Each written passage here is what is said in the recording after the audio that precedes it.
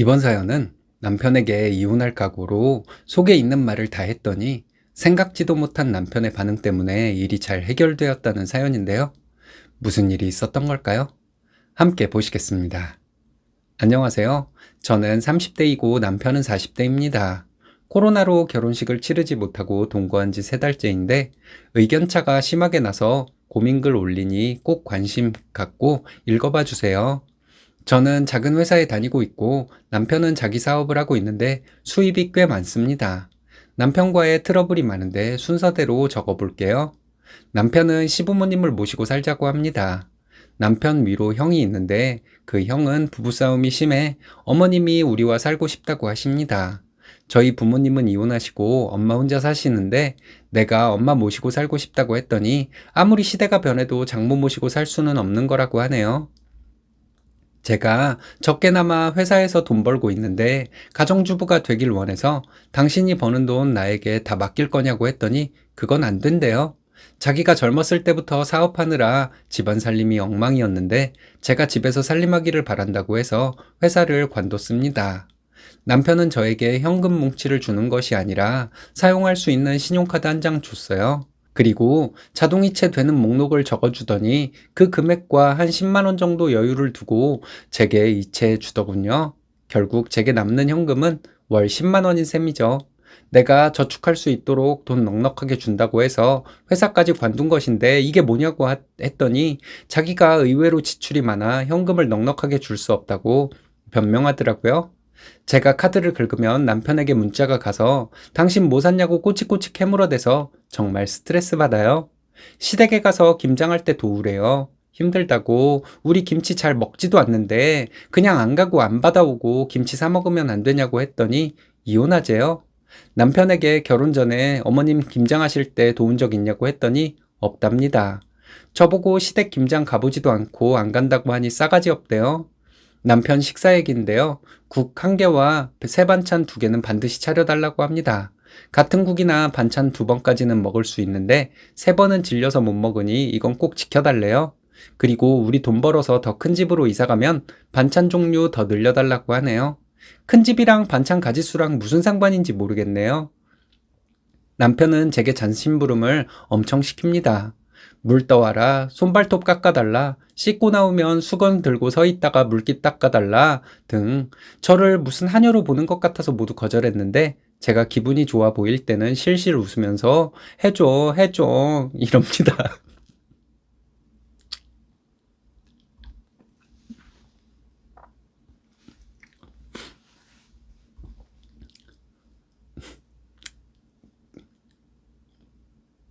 그러면 마음이 풀려서 해줄 때도 있지만 손발톱 깎아달라는 것이 제일 극혐이에요. 자기 집에 매달 100만 원씩 드리고 있으니 계속 100만 원씩 드리재요. 그래서 우리 집에도 드리자고 했더니 안 된대요. 저희 오빠가 있지 않냐고 하면서요.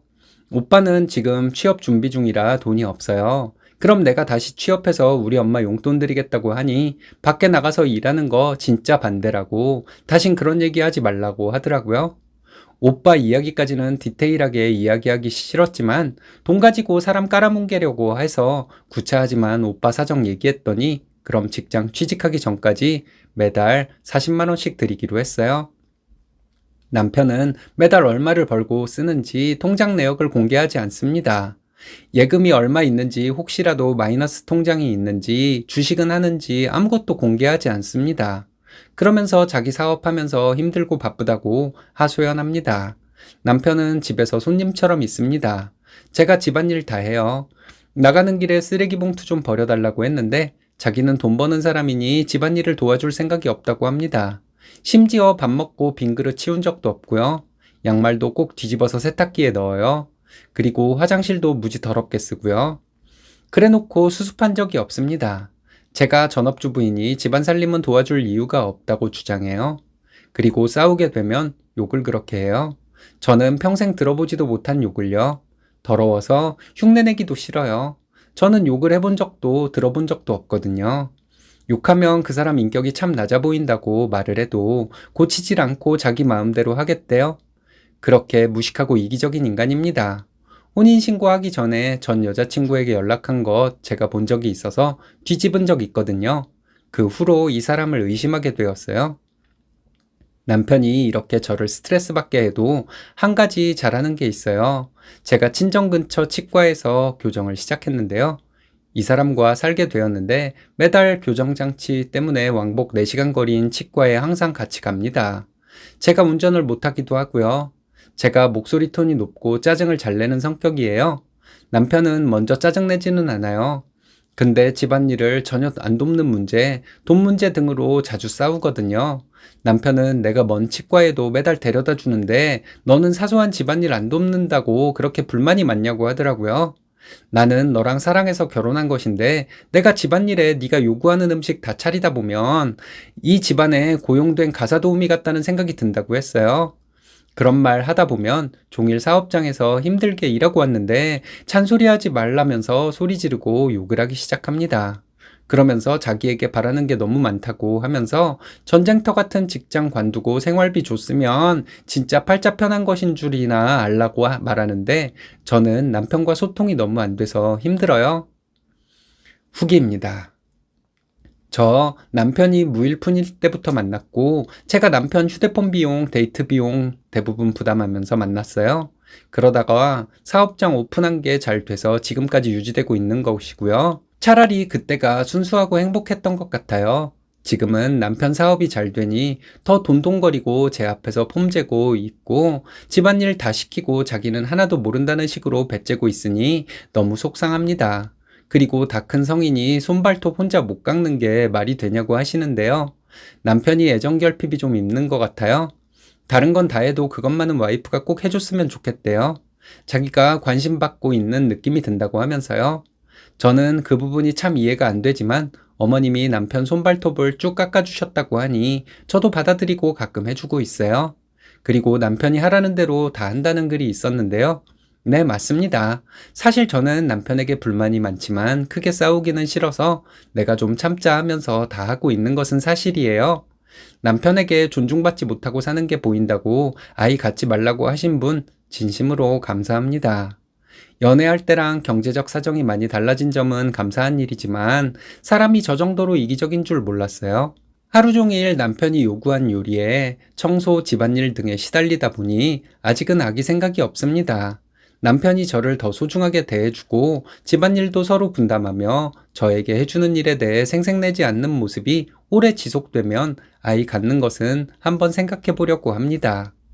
제 상황이 너무 답답해서 친정엄마랑 밖에서 만나서 얘기했어요. 엄마는 땡서방 그렇게 안 받는데 너무하다고 하시면서 싸울 때 소리 지르고 욕하는 사람은 그 다음 단계가 뭔지 아냐고 하시면서 바로 퐁이라고 하시더군요. 직장 관두게 하고 집에서 자기가 요구하는 대로 집안일을 시키고 시부모님을 모시고 살려는 이기적인 인간에게 네가 하고 싶은 말 다 해보고 일말의 개선 여지가 없다면 이혼 도장 찍어도 된다고 나는 내 딸이 고통 속에서 사는 거 원하지 않는다고 하셨어요. 그리고 이혼녀 딱지 그거 두려워하지 말라고 하셨어요. 이렇게 많은 분들과 엄마의 성원에 힘입어 남편과 우리 결혼 생활에 대해 이야기해보자고 하며 시외로 나들이 가자고 해서 유명한 고깃집에 가서 식사하고 찻집에 갔습니다. 나는 당신이 무일푼이었을 때도 성실하고 활기 넘치는 모습에 반했고 믿음이 가서 이렇게 같이 살고 있다. 당신에게 희망이 보였고 다행히도 우리가 잘 살 수 있는 환경이 되었는데 요즘은 내가 꿈꿨던 결혼 생활이 아니라는 생각이 든다. 나는 당신의 따뜻한 한마디가 너무도 필요하다. 내가 신경 써서 차려준 밥상을 너무도 당연하게 먹고 잘 먹었다, 맛있다는 말 한마디 없고 식당 손님처럼 자리에서 일어나서 TV 보러 가버리는 무관심한 당신. 나 보란 듯이 뒤집어 벗어놓은 양말. 나 치과 갈 때 당신도 다른 병원에서 물리치료 받으면서 왜 나만을 위해서 병원에 가준다는 식으로 말하는지 너무 얄밉다. 그리고 욕을 하는 것은 자기 입에 똥을 묻히는 것처럼 더러운 일인데 당신은 나랑 싸울 때 왜 그렇게 욕을 하고 소리를 지르냐? 내가 싫다고 하면 욕을 줄여보는 연습이라도 해주길 바라는데 그렇게 힘드냐? 내 마음은 이런데 하나도 안 들어주면서 왜 나랑 같이 살고 있는 건데? 라고 했더니 그렇게까지 속상해하는 줄 몰랐다고 하더라고요. 남편은 제가 월급도 적은데 고생하는 것 같아 집에서 쉬게 해주고 싶어서 회사 관두라고 한 것이었대요. 그러면 쉬게끔 해줘야지. 당신 때문에 더 피곤하게 살고 있다. 여윳돈 10만 원 가지고 뭘 하라는 말이냐고 나를 옥죄고 카드 쓰면 문자로 어디 갔는지 얼마 썼는지 감시하는 게 그렇게 좋냐고 물어봤어요. 남편은 당신이 모르는 돈이 많고 사업이 언제까지 잘 된다는 보장이 없기 때문에 나름대로 돈을 모아놓고 있었다고, 사실 1억 넘게 모아놨다고, 내가 이런 사람이라고 하더라고요. 그럼 그렇다고 말을 하면 내가 납득하지 않겠냐고, 그런 말도 안 하고 왜 그렇게 인색하게 굴어서 속상하게 했냐고 따지다가 주책 없이 눈물이 터져 나왔어요. 남편은 내가 돈 없을 때 내 자존심 상하지 않게 옆에서 도와준 거 잊지 않고 있다고. 내가 너의 밝은 에너지 때문에 사업도 잘할 수 있었던 거라고. 당신에게 얼마나 고마워하고 있었는데 표현도 안 했다고 하더라고요. 사실 너랑 살면서 좀 나태해진 부분이 있었다고. 집안일이 해도 티나는 것도 아니고 너무 손 놓고 있었다고. 네가 장모님께 말할 정도로 스트레스 받을 줄은 몰랐다. 그리고 네 마음을 알려고도 하지 않은 거 미안하다. 우리 신혼부부이고 코로나 잠잠해지면 예쁜 드레스, 멋진 턱시도 입고 결혼식 치러야 할 것 아니냐고. 그때를 위해서 열심히 일하고 있으니 나 좀 봐달라고 하더라고요. 그리고 그동안 너무 미안했다고. 너랑 이렇게 탁 트인 장소에서 이야기하니까 남편도 너무 좋다고 하더라고요. 그래서 남편을 흘겨보며 어디 잘하는지 두고 본다고 했어요. 남편은 부모님들 용돈에 차별을 둬서 미안하다고 하면서 몇 달 뒤에 큰 계약이 있는데 계약금 받으면 장모님께도 매달 100만 원씩 드릴 수 있다고 했어요. 이혼할 각오로 이야기했는데 남편의 속마음도 알게 되어서 다행입니다. 남편이 잘한다고 하니 저도 짜증내는 버릇 좀 고치고 사이좋게 살아볼게요. 제 글에 관심 가져주셔서 감사합니다. 남편이 양심이 있어 다행입니다. 잘 되었네요. 스님님 친정에 100만 원씩 준다는 거 나중에 딴소리 하면 저한테 전화하세요.